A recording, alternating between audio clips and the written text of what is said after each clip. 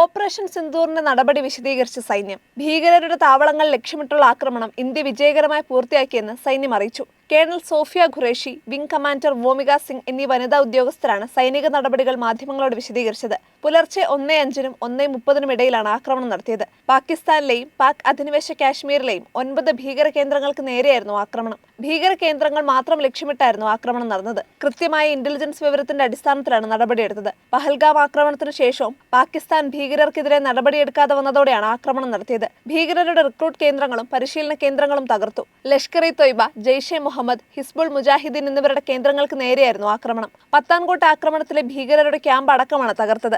മർക്കസ് തൈബയും അജ്മൽ കസബയും ഈ ക്യാമ്പിൽ പരിശീലനം നേടിയിട്ടുണ്ടെന്നും ഉദ്യോഗസ്ഥർ വ്യക്തമാക്കി. ആക്രമണത്തിൽ നിന്ന് സാധാരണ പാക് പൗരന്മാരെ ഒഴിവാക്കാൻ ഇന്ത്യ പ്രത്യേകം ശ്രദ്ധിച്ചിരുന്നു. പാകിസ്ഥാന്റെ മിലിറ്ററി കേന്ദ്രങ്ങൾ തകർത്തിട്ടില്ല. പാകിസ്ഥാൻ ഏതെങ്കിലും തരത്തിലുള്ള ആക്രമണത്തിന് മുതിർന്നാൽ തിരിച്ചടിക്കാൻ ഇന്ത്യൻ സേന പൂർണ്ണമായും സജ്ജമാണെന്നും സൈന്യം വ്യക്തമാക്കി. ഭീകരാക്രമണത്തിന്റെ തീവ്രത വിവരിക്കുന്ന ദൃശ്യങ്ങളും സൈന്യം പുറത്തുവിട്ടു.